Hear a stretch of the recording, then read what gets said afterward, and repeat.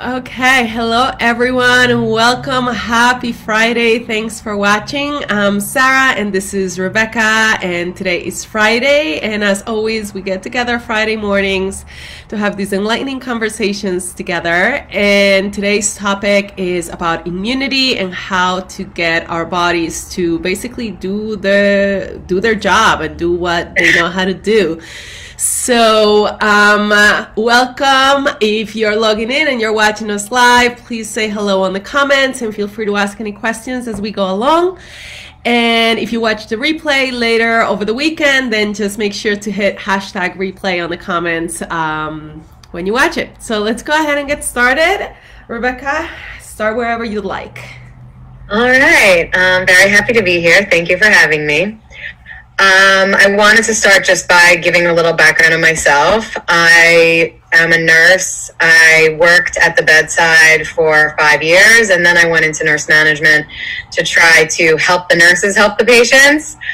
And after a while, I felt like I could do so much more if I helped people prevent illness and optimize wellness in their lives, as opposed to wait till they're sick and need hospital level care.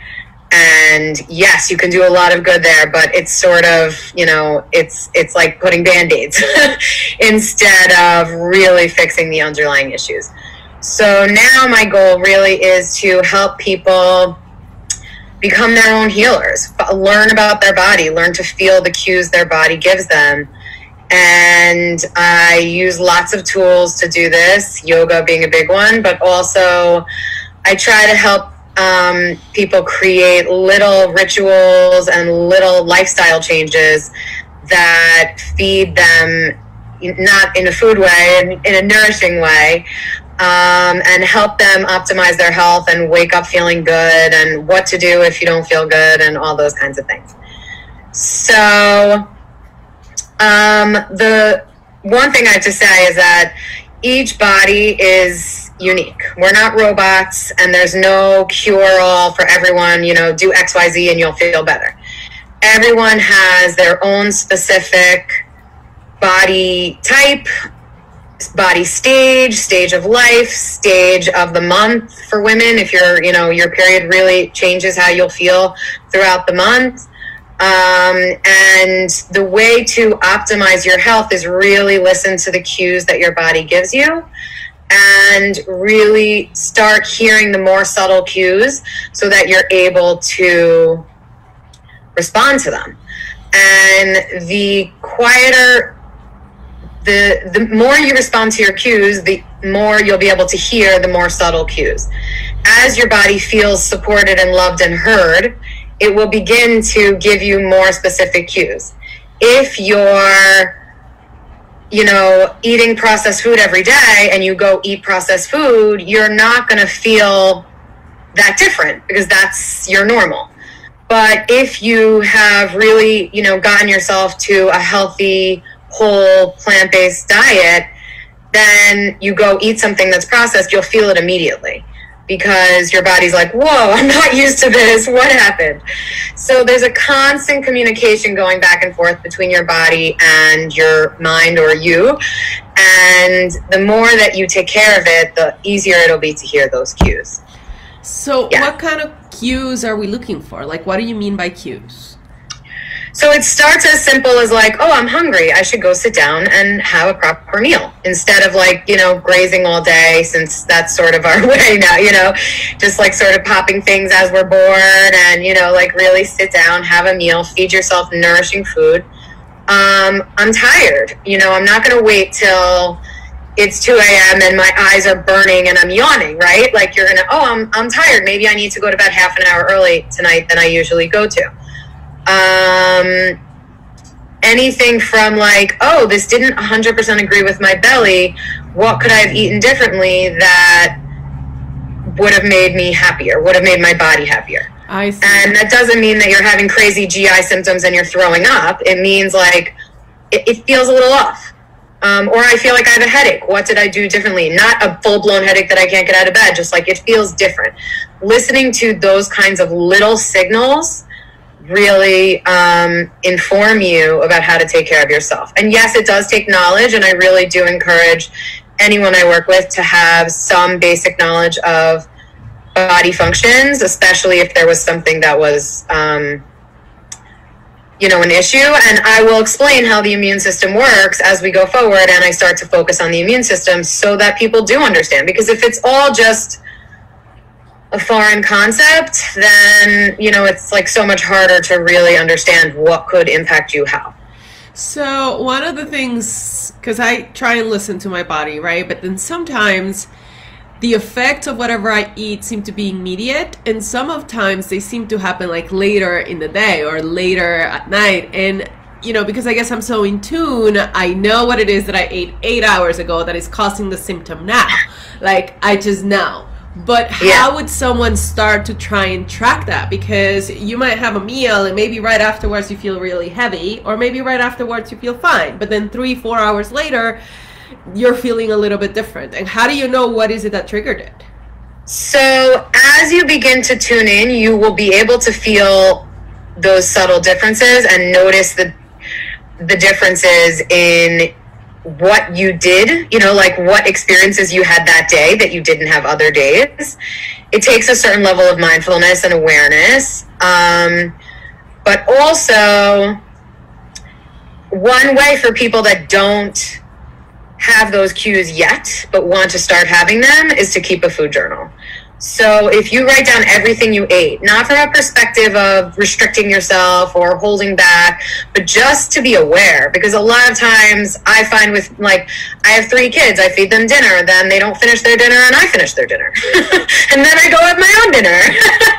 And so you don't even count the dinner that I just ate, so I didn't have to throw it out in the garbage, which I'm working on that, and I've decided I will no longer be a garbage. There is a garbage, and I'm not going to just finish their food. But, there's so many times where you're not even paying attention, and so it goes unnoticed. But the more you start to tune in, the easier it becomes to notice those changes and to notice what was different today from yesterday. And it could be something, like sleep is a huge, it doesn't all have to be related to diet. Sleep is a huge element of health. And it goes both ways. If you sleep for 15 hours and then get up for an hour and go take a nap and take another 3-hour nap, I will wake up with a headache because there is such a thing as too much sleep. And you need to move and, move the energies around your body and move anything that's stuck, right? Whether it's food or lymph or energy, it doesn't matter. It needs to move. And one way of doing that is by walking around. And if you're just sitting in a bed or moving from the bed to the couch, that can also cause the same sort of headache or bellyache or whatever. So when you're keeping a food journal, it sounds like you need to be keeping a food journal, a movement journal, and a sleep journal, and then plus a symptom journal. Yes, which I will get to that when we get to my input-output slide.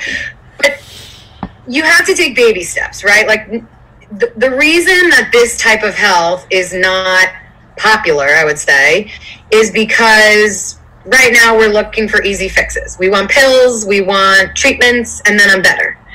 And in an ideal world, I guess, sure, like, we would have all those easy fixes. But we know that nothing comes without work and time and effort. And right now there are so many aspects of our culture, society, and world that do not lead to health. I mean, we're bombarded with chemicals all day, in the air, in the water, in our food. And our lives are very sedentary. We sit and we look at computers, especially now with so much Zoom, and it's great because it allows us to do this across the country, but also then we have to be cognizant of what else we're doing in the day. So I don't want people to start feeling like super overwhelmed, because that also is an aspect of health, right? We have to be grateful for what our body is able to do for us today, and, not add to the stress of our lives by thinking, oh my God, I'm so far from health. But we need to just slowly, step by step, start being aware. So I encourage people to think of, like, what is their lowest hanging fruit, what would be the easiest thing for them to change. So if someone, uses food as comfort, maybe food is not the place for them to start.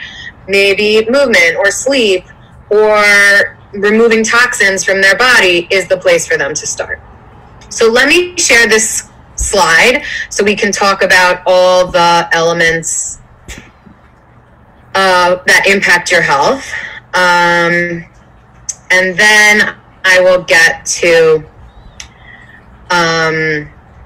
the immune system because the immune system is somewhat of a complex system and involves almost every other part of the body. We know everything is connected, but the immune system is particularly everything is connected. So the way that I look at health is a mindfulness about the inputs and the outputs of the body. So what are we putting in that is going to impact the body? And all of these can have positive and negative elements to them. So food is medicine in my mind. That is the best way to help your body heal itself. But our food is also very adulterated at this point. I mean, if you just go to the supermarket and spend the majority of your time in the middle of the supermarket, if you read the back of the labels, it's going to have 30 ingredients. And maybe it needs to have 3. So, I really try to stay in the produce and then go around. I have no problem with eggs, so I eat eggs. Everyone has to pay attention to what works for them. I eat more like oat milk, but if somebody, if dairy is not an issue for them. And then the few things that I buy in the middle of the supermarket, I really spend a lot of time reading labels and making sure I approve of all the ingredients that are in them. If I can't read it or I don't know what it is, I don't want to eat it. Hydration is key. The way I think about hydration is your cells they talk through the walls of the cell, and all the cells are supposed to be connected. But if you're dehydrated, they start to look like raisins, and then the contact points are significantly smaller. So you want to be so hydrated that all of your cells are like grapes and that they have big surface so that they can connect to each other and we don't have pockets where they're not able to speak. So hydration really is key for so many aspects of health. So talk to us about hydration. What does that mean? Water, tea, juice? Do you get your hydration at some point? Someone has told me you get it from fruits. What's proper hydration? I try to do it mostly from water. Definitely tea is good too. Juice I don't love because it can have a lot of sugar and not a lot of fiber. Like once you've juiced the fruit, it doesn't have the fiber that it came with anymore. And therefore, it'll raise your blood sugar much faster and doesn't offer the same benefits as like necessarily a smoothie where you put the fruit in, but you're still drinking the actual meat of the fruit. But there is a place for fruit, for juice. This is not a all is nothing. My major rule is 80-20. So like if 80% of the time or 80% of the food I'm eating or 80% of my sleep is good, then 20% is like, this is life. And if I make myself crazy, it totally defeats the purpose of trying to obtain health, right? You can't obtain health if you're so stressed out and your self-talk is like, oh, I suck, I didn't do this right, and I'm never going to reach. Then you are never going to reach it. So 80-20 is like my safe rule. If you need to start with 70-30, that's fine too. Like really be gentle with yourself because that is such a big element of health. And you see here, self-love and self-care I consider them inputs. Like you need to input self-love and self-care into your body so that it feels supported and is able to do its job. We see that in plants. They did experiments in plants where we would have one plant that all the kids in the school would say, like, you suck, nobody likes you, things like that. And the next plant, they would say, you're beautiful, you're amazing, I love you. And one plant withered, and they got the same sun, the same light, the same, all the other external variables. And the plant that was spoken to not nicely completely withered. And the plant that was given love, was wonderfully healthy. So that to me is huge. And none of this should be taken to the point of, oh my God, I'm never going to succeed, because then that's a self-fulfilling prophecy. what we absorb through our skin and our lungs. So a lot of times people don't consider like your cleaning products, your detergent that you use on your sheets, your beauty products, all those kinds of things are being absorbed into your body, whether or not you're aware of it. So, and the more you pay attention to the cues, the more you'll notice, like, you start coughing when people use bleach. I do. When people use bleach right around me, like, yes, when I worked as an inpatient, I used bleach all the time because it was necessary in that environment to maintain as sterile possible environment. And there were so many germs.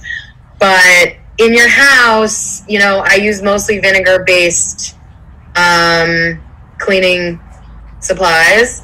I make most of my own cleaning supplies using vinegar and baking soda and, you know, Dr. Bronner soap, and, you know, I can share tons of recipes and stuff like that. They're really not complicated.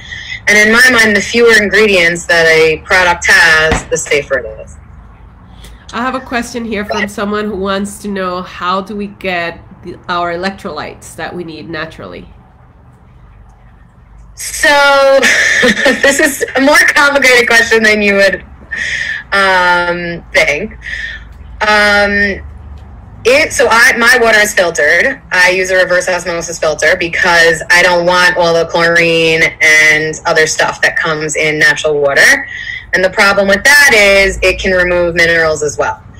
So, and electrolytes. Like it basically, you know, brings the water down to like distilled water, basically. Pure water, like distilled water.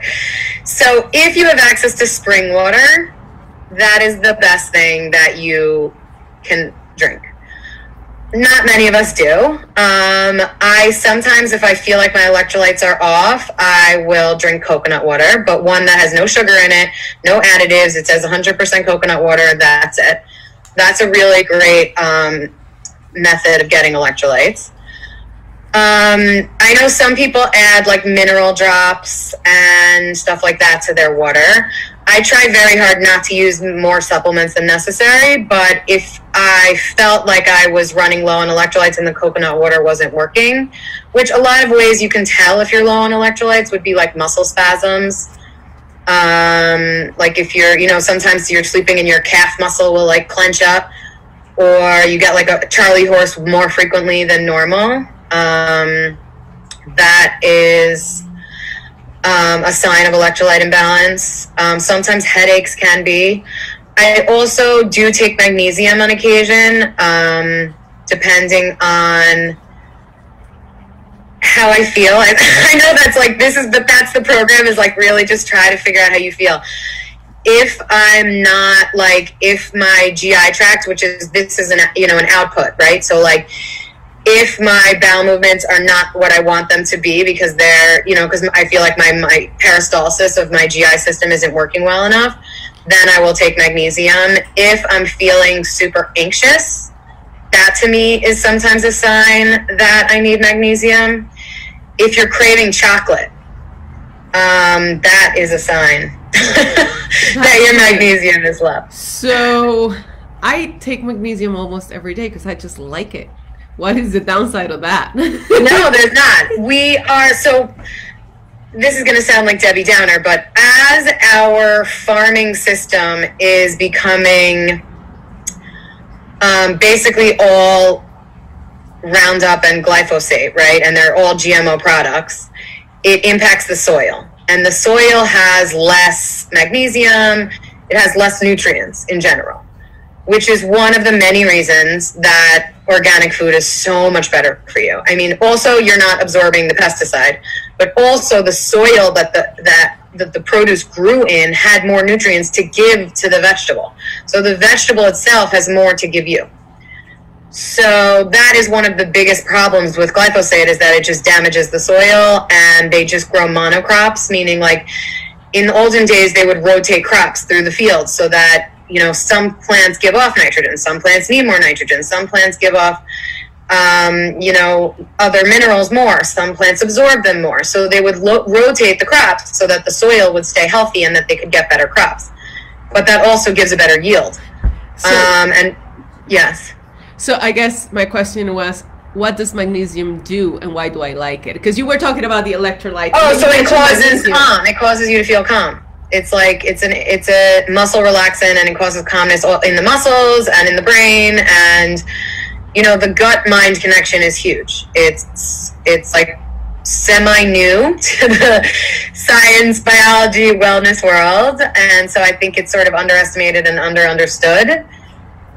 But it's a huge, your dopamine and serotonin is created in the gut, which is 100% a reaction to your gut health and your microbiome health.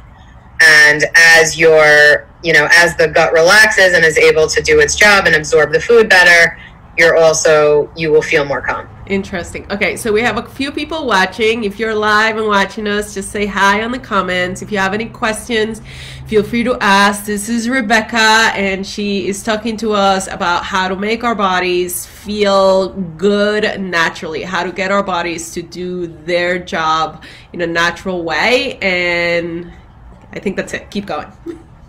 If anyone has questions, even in the replay, feel free to type them, and I can then respond to them later after the fact, if that's helpful. So rest is crucial. If you don't allow your body to rest, it's not going to be able to perform, just like anything else. But also rest is when the body is able to detox and get rid of any cells that are no longer functioning. Like, that is how you stay healthy, is by sleeping. If you don't sleep, you cannot stay healthy. It's not only about making sure you have energy. There's a lot more to it than that. Movement and exercise. Number one, we need to have a certain amount of muscle mass.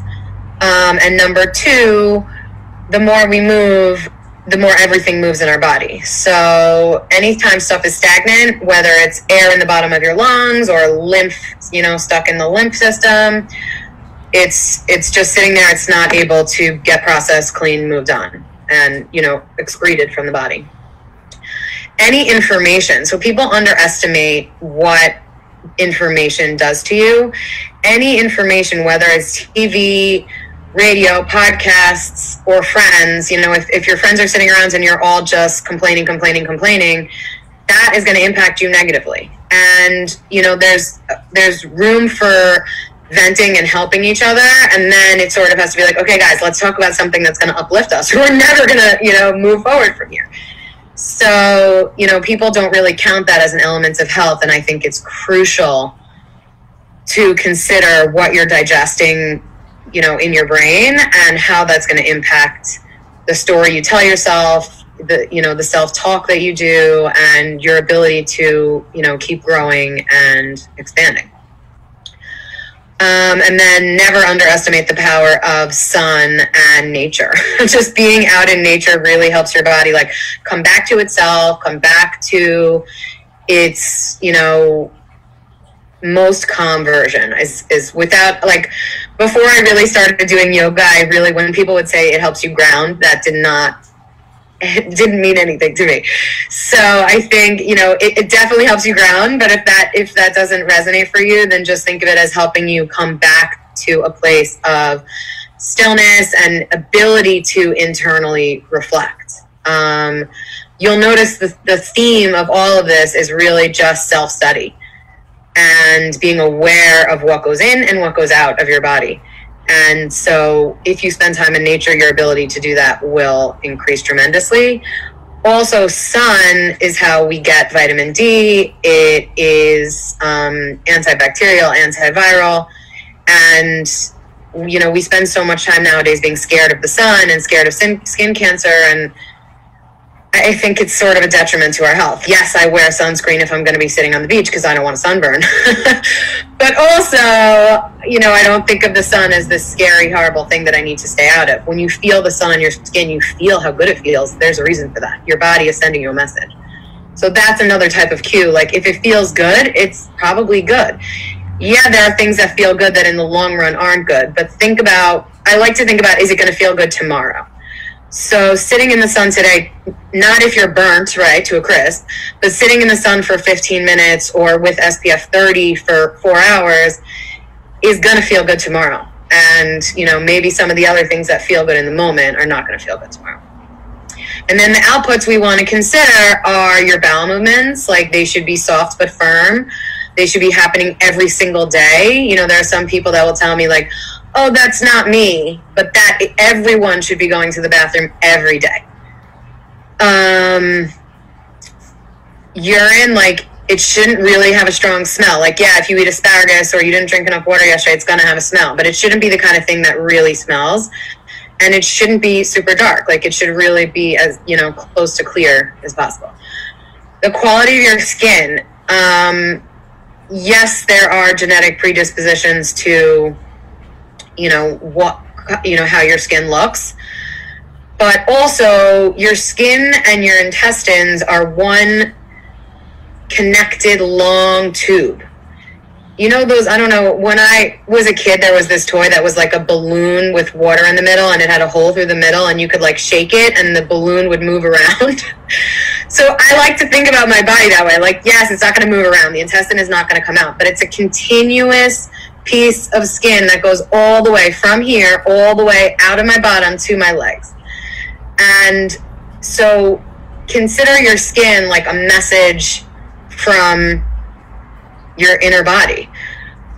So that means like itchiness or dryness or rashes or eczema, or, you know, those are all messages, and they don't all mean the same thing for every person. So I can't say, oh, if you have eczema, cut out gluten and cut out dairy. It really bothers me when people say that, because I think it's like, there is no one, you know, you really need to see what works for you. But just not just like saying, oh, well, I need to use a stronger face wash, or, oh, I need to start using antibiotics on my face. Like, that to me is like when I hear people like, oh, I just started using antibiotic pledgets, or I once had a doctor tell me to do that. And like, no, the bacteria on your skin it's a symbiotic relationship. Like, your bacteria is helping you stay healthy, and it's helping you fight off the bad bacteria. So yes, there are times if you have a staph outbreak on your skin, then for a short period of time, antibiotics can be helpful. But to say that I'm going to use antibiotics on my skin for the end of time because now my skin doesn't have breakouts is like covering up the problem, because really we need to figure out what's going on that's causing this in the first place. Quality of your breath. Like, are you able to breathe deeply? Do you find you're out of breath very quickly? Do you find that a certain thing is causing you to start coughing or like make your breath shallower? That's a really good indicator. Another one is if you're a mouth breather. That is an indicator. Adults are meant to breathe through their nose because the nose is filled with hairs and it will catch any foreign material that's going in. So paying attention to, am I breathing through my mouth or my nose? Your ability to sleep. Movement and exercise as an output, meaning how do I feel when I'm exercising? Do I have energy? Do I have, am I having aches and pains? Like, what's happening? Feelings, like, did you wake up sad? Did you wake up angry? Those are all methods of your body communicating to you. And there is some relationship between like your food and your bowel movement, your hydration and your urine, what you absorb through your skin and the quality of your skin. But also it works many ways. Like, your food can impact your skin and your food can impact your feelings. So it's not just line to line. Your stress levels. Does a small change cause you to have a huge spike in stress? Your energy levels. Do you wake up just super tired and you never have energy to do what you want to do? Or you think oh, it would be so nice if I cooked myself dinner, and then you're like, I don't want to do that. Like, you can't get yourself to do it because you don't have the energy to do it. Fog versus clarity of thought. Like, brain fog, a lot of times people say oh, it's normal, you're aging, or oh, you're approaching menopause, or oh, whatever. No. That is a message from your body. And there are tweaks, that lifestyle changes that we can make that will improve that. And then the quality of your menstruation. Do you have seriously bad PMS? Are you having spotting during your non-bleeding times of the month? And that is a really good indicator of your hormones. So we we have so many bombardments, which, that xenoestrogens that come from plastic and pesticides and the quality of the food that we eat. And a lot of times doctors will say oh, I'll put you on birth control and then it'll all be fixed. But in reality, that's literally just covering up the problem, because now the birth control is telling you when to bleed and when not to bleed. And it's actually inhibiting your body's creation of hormones. So that is not solving the problem at all. And I will get into it as we go into the immune system. Estrogen is one of the primary hormones of the immune system in both men and women. And if you are put on birth control, now that's going to impact your immune system. So one of the reasons that women have so many, all right, I'll get to that later. So anyway, are there any questions about this chart before we get to the immune system? I don't think so. And if you do, feel free to ask them. And if you're watching the replay, just put them in the comments. And if somebody wants a copy of this chart just to like think, you know, you can hang it in your bathroom and like just try to start being aware, I'm happy to send it to you. Can we put it in the comments somewhere, like a link to the comments somewhere? Let's do that. We'll link it to the comments so people can print it. Afterwards, I'll try to get a link in the comments, so then you can sort of just have it. And this is not exhaustive. Like, of course, as a nurse, I would consider your heart rate, your blood pressure, your labs. I mean, there's so many more. But as a person who wants to be, you know, in charge and, you know, empowered to take care of themselves, this to me is like the best place to start, because it's accessible to everyone and you really can feel these changes. Okay, so I'm going to stop sharing so we're not so little. And I will move on to the immune system. So I like to think about the immune system as a like bouncer / bodyguard of the body. So the job of the immune system is to keep out any foreign material, and if it finds foreign material, to trap it, kill it if it's alive, and excrete it from the body. So the immune system starts at your skin. So the skin is literally a barrier to your body, and it will push stuff out like pimples, right? Like it pushes out any kind of bacteria that gets into the skin. And it's just your first barrier to protecting yourself. The next layer would be like your mouth and your inside of your nose and the hair in your nose, which is literally going to stop foreign material from getting into your body, whether it's like particles of smoke or particles, you know, bacteria, virus, whatever. And the most obvious way to know that is by sneezes, right? Like your nose senses something in your nose and the hair like gets tickled and then it forces you to sneeze. So that's the first time we notice, like, okay, if I'm a mouth breather, I've just eliminated a level of protection, because you don't have that. There's, you know, you don't have the hair and the like sneeze. Yes, you can sneeze from something in your mouth, but not to the same. It's not as sensitive as your nose. So adults are meant to be nose breathers, and if you find that you're not able to breathe through your nose, there, you know, to me, the first thing I would check for is like allergies and inflammation and causes of inflammation. And we'll get to that as we learn how to support the immune system. The next part of the immune system would be the tonsils, which is what's absorbing stuff from your mouth. Any, you know, anything that didn't go already to your stomach, any bacteria in your mouth that shouldn't be there, your tonsils take care of. And then your digestive system. So that's going to make you like throw up, have diarrhea, like it's going to excrete whatever it is as fast as possible. And then you have your lymph system. So once it went to your blood, now your lymph system is a way to pull the bad stuff out of your body into the lymph and then excrete it. If we go a layer deeper, in the cells themselves, they also start to recognize foreign material, and then they'll send messages to bring to me different types of white blood cells that are literally called killer cells. They're not specific to the whatever. It just knows this is foreign matter, and it will like absorb whatever it is and kill it and then let it go. So that's a very non-specific God bless you, Thank you. immediate form of protecting your body. If something is more long-term, that's when your body starts to develop antibodies and has a very intelligent method of like collecting antibodies.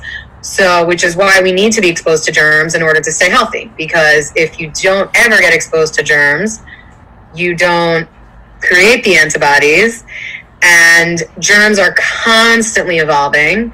So when my kids come home with dirt on their knees and dirt in their hands, I know that they had a good day for the immune system because they got exposed to new germs. Their body will work on creating the new germs, creating the new antibodies, and they'll be healthier for it in the long run.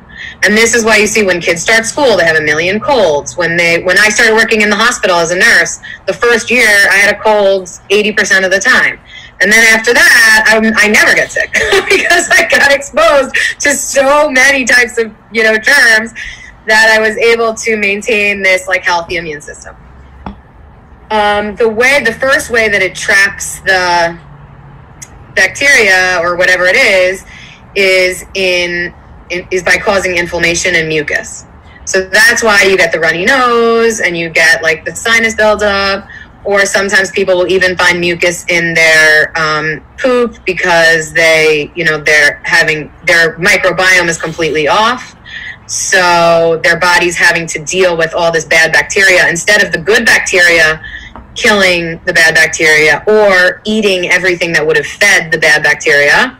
The bad bacteria is able to grow, and the body has to create inflammation and mucus in the gut in order to help you not be sick from this bacteria.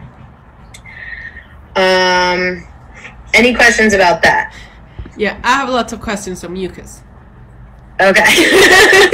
So that makes sense, right? So then what happens when you suppress that mucus production through, allergy medicines or decongestants or things like that, which I think I don't have to use anymore, but at some point in my life, like, I basically lived on those.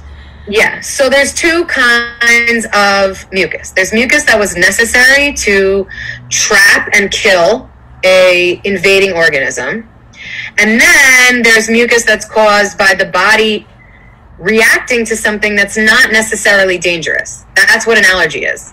Your body it thinks that the ragweed is attacking it, and therefore it creates the mucus or creates an allergic response and traps the ragweed, and then, you have all the signs of allergies, the runny eyes, like trying to get it out of your eyes, the redness, the mucus, the pressure. And that is one of the reasons we have allergies now, is much more than they did 100 years ago, is because we overload our immune system. So the immune system is basically like a bouncer. So think about if a bouncer has all this happy, oxygen entering the body and yummy food entering the body, it can stand and really be on alert for something that's really dangerous. But if now we start getting it gets a little scary and the bouncer starts getting nervous, it starts attacking everything. It's like, no. Right? It doesn't have the ability to set a priority. And it also just stays on high alert all the time. So everything starts to feel scary. And that is the beginning of that is allergies. And the end of that, the extreme version of that is autoimmune disorders. MS, there's so many. So women are very prone to autoimmune disorders because of the estrogen. If your estrogen is too high, then you can, create an overreactive immune response. And if your estrogen is too low, so like post-menopause, you have an underactive immune response. So in our world, where first of all, we are constantly bombarded with xenoestrogens, it's in plastic, it's in our food, we then have an overreactive immune response, which is all these autoimmune disorders. And then also, that's like when people talk about what makes corona so scary, the cytokine storm, which is what really impacts the lungs, that's also an overreactive immune response. So if you manage the amount of foreign material that your body is being exposed to, that's when you will start having a healthier immune response. So we don't want a weak immune response where the body, like, you know, doesn't have enough antibodies, and it's, you know, it's not even used to, it's not on alert at all. It's like shut off. And we don't want an overactive immune response where it starts to fight yourself and or fight whatever you're allergic to, ragweed, dust, whatever. And, you know, now 90% of the population is allergic to dust. Think about in the 1600s, everything was dust. I mean, there was no dust. There was no option of not having dust. Your floors were dirt. You walked around, your clothes were dirty. You didn't have, you know, the crazy detergents that we're using nowadays to make everything almost sterile. So, you know, trying to be super, super clean and sterile is not the way to go, because A, it makes you much more sensitive when it gets exposed, and B, it kills your microbiome, which the good bacteria in your body, which is all over your skin, you're literally covered in bacteria, even if you just got out of the shower, which is why, like, before someone draws blood, they rub alcohol on your skin, because even though that, you know, up here is clean, right, there's still bacteria there. And so in order to keep it from getting infected, because they're going to pierce the skin, we need to rub alcohol there.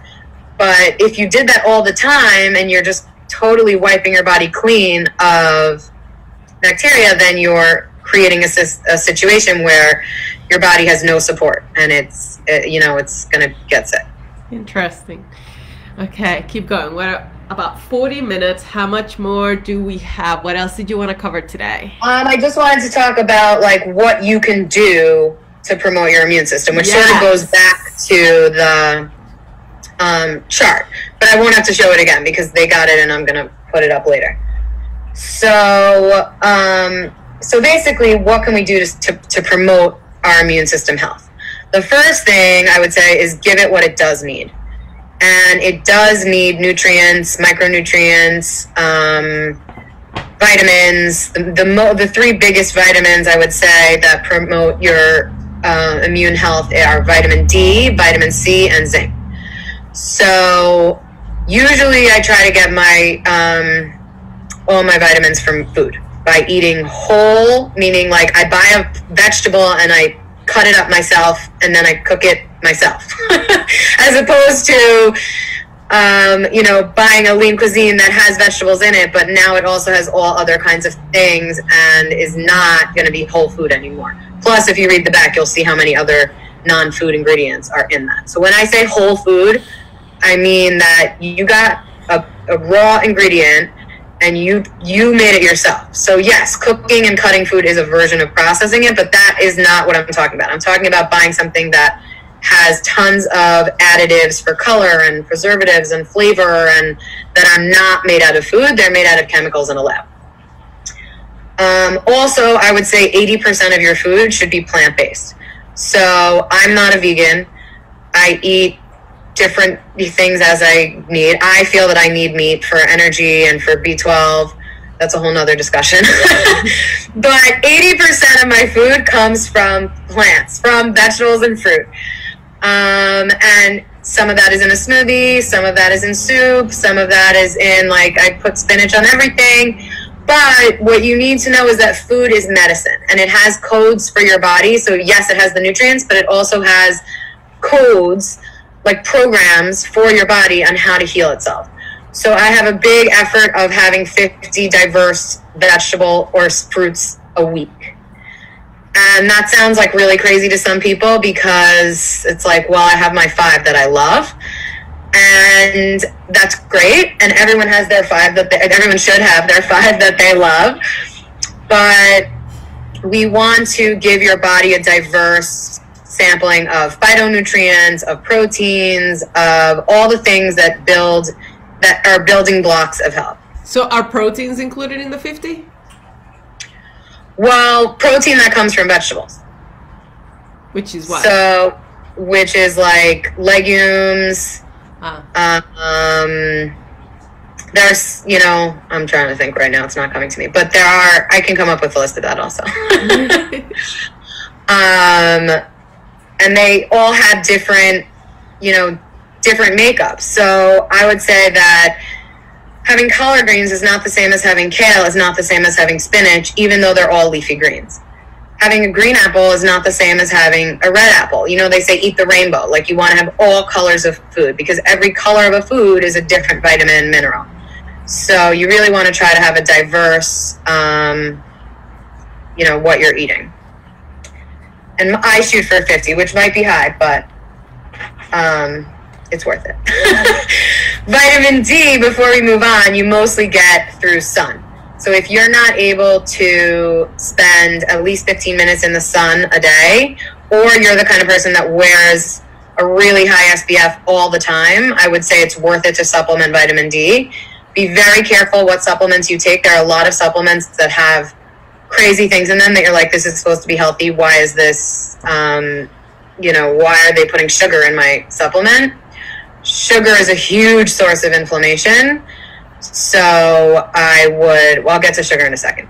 But, so when you're taking vitamin D, you know, I think that it's worth it to go find an integrative doctor and have them do your entire lab panel, so that you can bring yourself up to a baseline of vitamins. And that way, you know, you're not sort of working uphill. Like, you've come to the plateau, and then it's much easier to maintain it.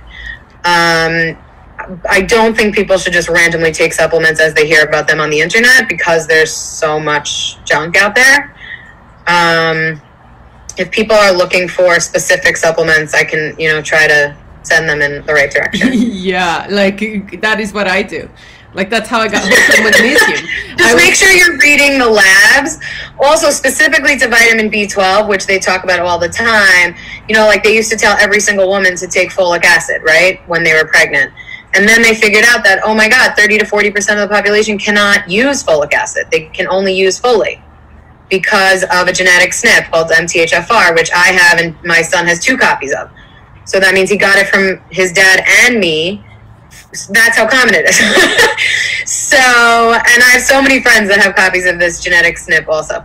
So, you know, it's not something you just want to go around taking supplements unless you really understand it, because it can, so if you take folic acid, which I did with all my pregnancies, and you aren't able to use it, it just gums up the system, right? So now it's the same thing as a xenoestrogen. Your body thinks, xeno means like a foreign, like a strange estrogen.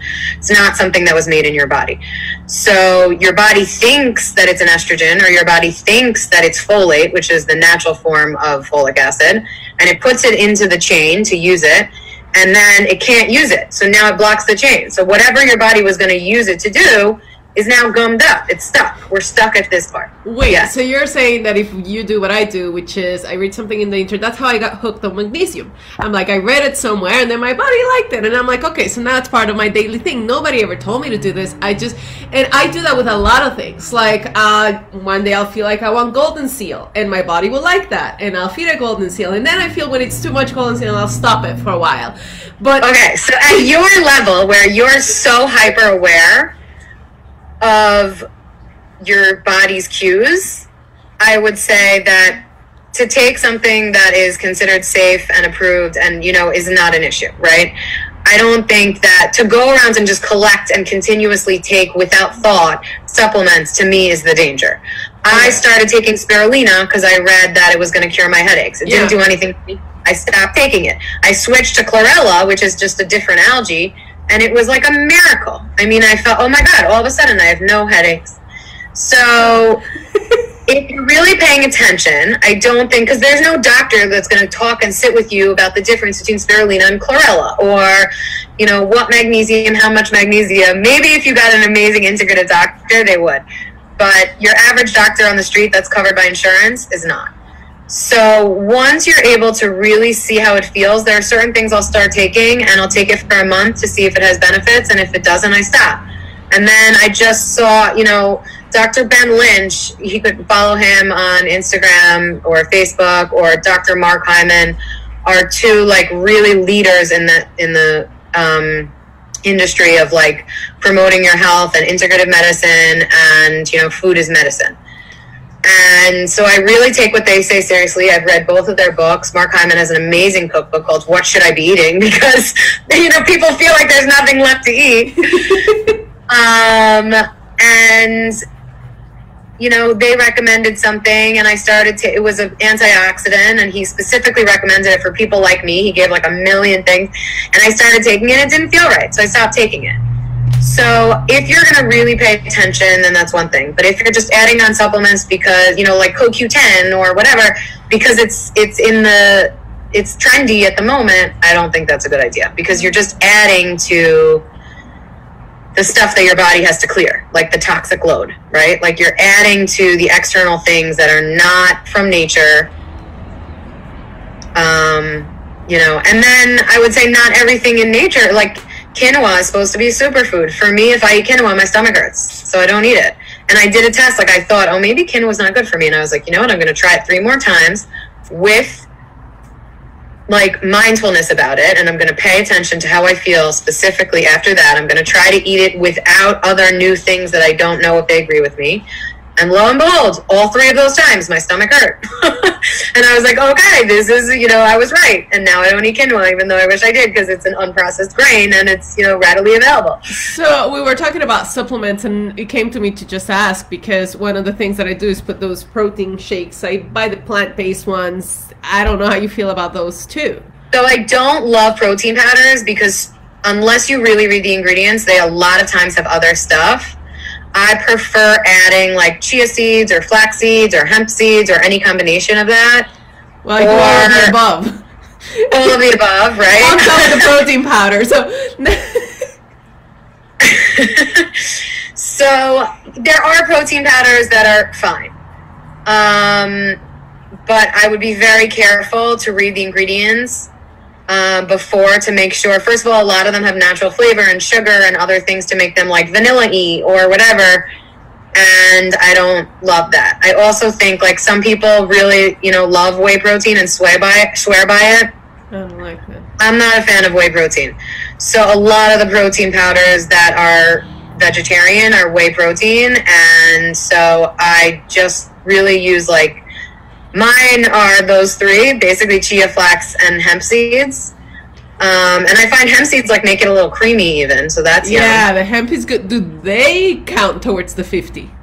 Yes, totally. Okay, good. Yeah.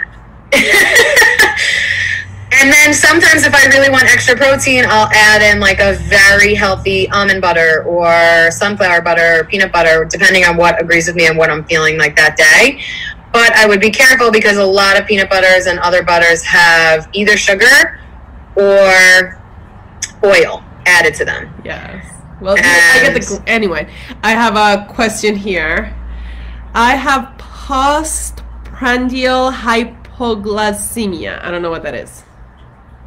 So after she eats, she becomes hypoglycemic. So her sugar levels go down. Okay. Which is very unusual. Usually after you eat, your sugar levels go up. So I would say, what are you eating? You know, there are a million reasons. It could, you know, things like this is kind of thing like we would have to like, I would ask a million questions. How does she know that? Does she feel it? Is she testing it? You know, is this something that was diagnosed? You know, so it's hard for me to really comment. But I would say that you want to have accessible sugars, which then would, for me, would be like carrots, oranges, peppers, like yellow peppers, red peppers. Maybe we can use this as a segue into sugar, so that we begin to wrap things up. Yes. Otherwise, we're going to lose everybody. Sugar is necessary. It is like glucose is used to create ATP, which is the fuel of the body. But processed sugar is toxic. White sugar that you just like pour out of a container, and certainly you know, corn syrup, literally your body converts corn syrup into formaldehyde, is toxic. So it will 100% create inflammation in the body, and it also over time will create insulin resistance in the body. So that means that your body is like getting ready for the sugar even before it gets it, and it pushes all this insulin, and then the insulin doesn't find it, so then your cells become less responsive to the insulin. So you eventually come to a state of diabetes where your sugar level is constantly high. So sugar is bad for almost every action that the body is trying to create.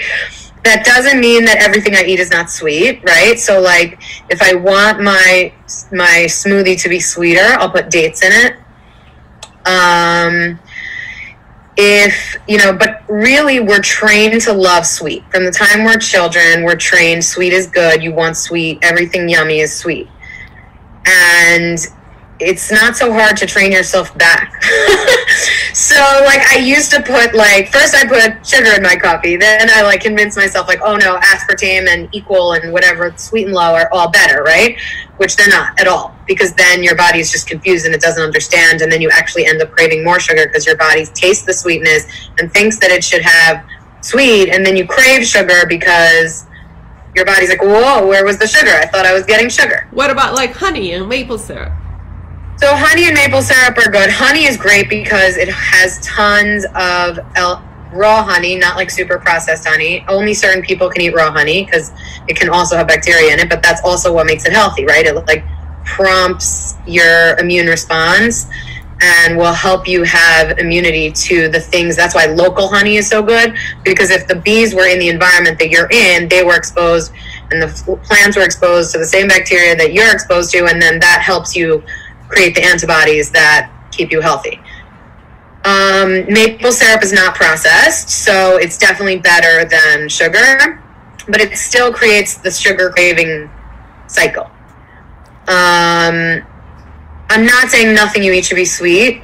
Of course you should treat yourself and you should love on your body, and that includes taste, right? We don't want to sit there force feeding healthy food, because that completely defeats the whole point. Here is to love on yourself, so in a healthy way. So that's if you're suffering, that's not good either. So I would say maple syrup is fine in moderation, just like everything. You want to be in moderation about everything. Honey, specifically raw honey, is fine. I love dates in my smoothies because it comes with the fiber, and then it doesn't spike your blood sugar as much, because the fiber takes, it changes the way the food is digested. And dates are super sweet. Yeah, I feel dating my smoothie, it's almost too sweet. Yeah, so you don't even need so many fruits. If you want to have a more spinach, spirulina, sprout, celery smoothie, and then you throw one date in it, it actually will be sweet and yummy. So the other thing people don't think to put in their smoothies is lemon juice is really good for you because it has the vitamin C and lots of other phytonutrients. Ginger is really good in smoothies. And both of those are good in tea. I don't have those in smoothies, but I have those with water and with tea. Ginger and lemon all day long. Yes. And that does so much. That'll fight reflux. That will fight colds. That will fight mucus overload. I mean, it does so much. It's really that's one of my favorite drinks is hot water, lemon, slices of fresh ginger, and raw honey. Can I share a tip? Because I'm a lazy cook. Yes. And chopping the ginger, and even with the spoon tip, it's those garlic slicers where you put it in. It's like a tiny mini little slicer thing, and it's meant for garlic. Oh yeah, like a mandolin. Yeah, like a little tiny garlic mandolin. I use it for ginger. It works amazing. And then I'll have to fight with my ginger all the time. That's genius. I'm gonna do that. Okay, I just want to... Okay, so then other than increasing the good parts, the other way that you support your immune system is decreasing what inhibits your immune system, which is toxins. So Katie's Switch and Ditch program is a great way to start decreasing your toxic load. Yeah, and she's actually running a challenge right now. So if you don't know what we're talking about, catch up on these lives. There's one from a few weeks ago, maybe last week, I don't remember, where Katie was promoting the Switch and Ditch program, and she's got a Facebook group going to help people transition. Because I get it. People feel like they're connected to their routine, right? And so I can't possibly give that up. But if you found something else that you loved, you could possibly give it up. So, and it's like such a good way to support your health. I mean, there's a million ways that will make your body more healthy. In terms of beauty products, cleaning products, everything. And then stress management is huge for your immune system. If you are anxious all the time, that is a signal to your body that something is not right. In the olden days, people had these stress responses to a tiger, right? So if we're now having the same stress response that somebody had to a tiger to a social media post, then our body thinks something's really, really wrong. And in fact, nothing's really, really wrong. Maybe our ego was hurt. Maybe, our paradigm of truth was challenged. But nothing's really wrong. You're not in danger. So if you allow those kinds of external information that you know are going to trigger you to generate that kind of stress response, then you are challenging your immune system in a very real way. So one of the algorithms that I like to do for stress, which it's easy to say and not so easy to do, of course I get that, is, can you solve your problem? If yes, don't worry, right? You don't need to have this immune response. If no, then don't worry. There's nothing you could do about it anyway, so don't have this immune response. So just reminding yourself that this thing that feels so big in the moment is actually temporary and probably not about you at all. It's a way to get ahead of the feeling. And that doesn't mean that you don't want to feel your feelings. You 100% need to feel your feelings because they're cues from your body, and they can be cues about your food, your sleep, who you're hanging out with, a million things. So you do not want to ignore them. You want to sit with them and understand them. But you also don't want to let them get you to a place of heart beating, shortness of breath, and yes, there are real anxiety chemical reactions where it feels like someone has a gun to your head and you're having a true panic attack. And for me to say in that moment, can you solve the problem? No, then stop. That's silly, because that's a real thing and I'm not taking away from that. But on a regular, everyday basis, we allow ourselves to react so strongly to little things that aren't actually danger. Yeah. And that is the message your body is getting when I just have to say, as a mindfulness teacher, that's nothing but just training and really getting yourself some help and some higher perspective, because a lot of the times you're just in your own bubble and it is very real to you. So as much as I can tell you to stop, you can't, because it's very, very real to you. And it's something that you just have to train and kind of, sometimes I'm amazed at my students that come to me and they're going through the most challenging things that any human could go up, and they're like, I'm fine. They own it. They're going through divorces and selling houses and, issues with the kids or whatever it is, and they're just in this centered place. But that's because they've done the work to stay centered and know how to stay there. So when people that really gets to my next point is, none of this is easy. I don't pretend to think it's all simple. It's possible that nothing I've said here is new to you today, but it's not easy. And implementing it in your life as a routine or as a lifestyle is incredibly difficult. And if you're holding it over your head like, I have to do this now, that's just going to add to your stress, and it's just going to, decrease your self-talk, the quality of your self-talk, and that's not going to help you. I was reading an analogy. Somebody was helping me with something, gave me this analogy. It's like, if you are trying to land a plane in a rainy night in the middle of the darkness, would you try and do it alone? No. Right. You would get some help. You would get some help to tell you what to do and how to do it.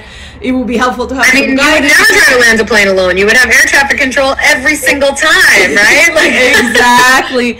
And so when, if you're thinking they're like, yeah, this sounds wonderful, there's a reason that we as coaches help you. I can help you with all the mindfulness stuff and the mindset and really understanding how your life works and how energy works and how the human system works.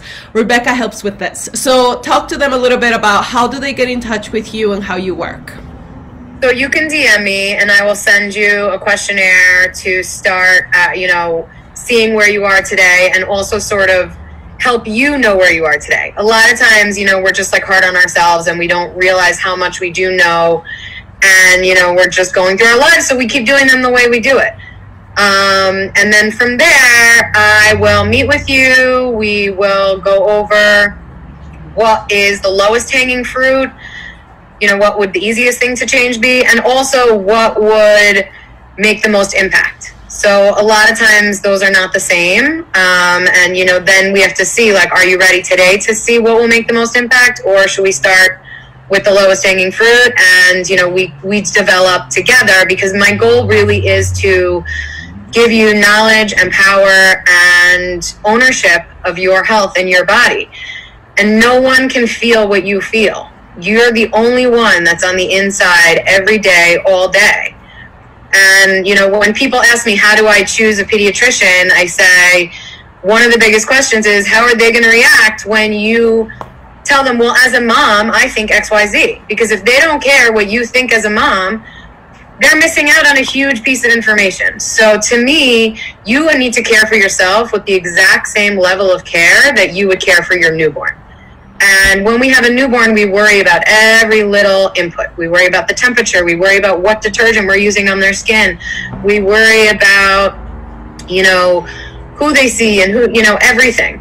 So you should have that same level of care for yourself. And if you're interested in working with me, I will work with you to create a plan and, hold space for you to implement the plan slowly over time with compassion for yourself, and, make sure that you're giving yourself the love that enables all of this to work. And as you continue, you start the process, it's like a snowball effect. You start feeling the power of your efforts. You start feeling the outcomes of the outcome of your efforts, and then you're more interested in investing more in yourself because you have more energy to do so and you're in a happier place, and you realize how much impact you really have on your own health. Yeah. So if you're interested, you can DM me, or you can, my email, my phone number are both on my website, which is roottorise.yogaspace.com. I can put that in the comments.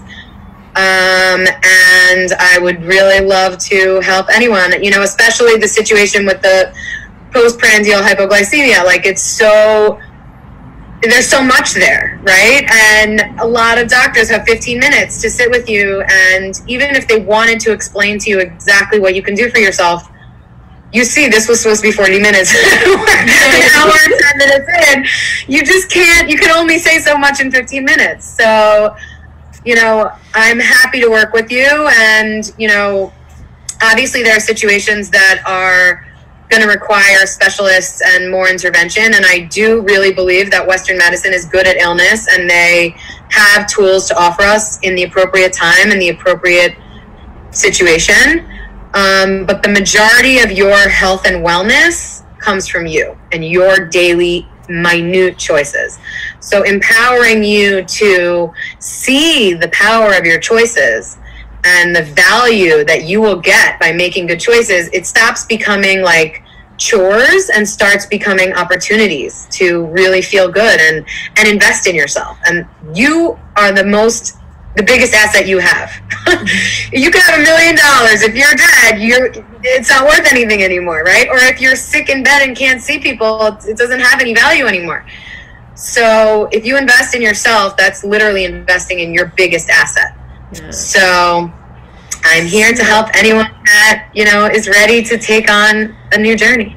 And the one thing that I want to add about Rebecca is that she really knows her stuff. And I think that from her program, that's the most empowering thing, that you're going to get the knowledge. Like, even as you saw the exchange between us, it's like, okay, I eat healthy by accident almost. I eat healthy by intuition. I eat healthy, I do healthy things. And just this morning before we got on the line, I had a question about something. I'm like, Rebecca, I don't know, am I doing this right or not? And she's like, no, you're fine. And I'm like, oh, okay, good, because I honestly didn't know. you know, because I don't know how the cells work and how hydration works and whatever it is. And I'm honestly just following my intuition, but I understand not everybody can do that. But even if you can do that, I think that having the actual knowledge of the why and the how and what's actually right and what's not can be super empowering in helping you make decisions. Like now I'm never going to just take a supplement just because I saw it on the internet. I will, and I do really love certain supplements. I do. Like chlorella is one of my favorite things. That if I don't drink my chlorella, I'm sad. So, but also you don't want to just blindly throw stuff at your body. All right. Thank you so much for sharing your wisdom with us. Anybody with questions, put them in the comments. Tag Rebecca. Thank you so much for watching, everybody. Have a great weekend. My pleasure. Bye. Namaste. Namaste.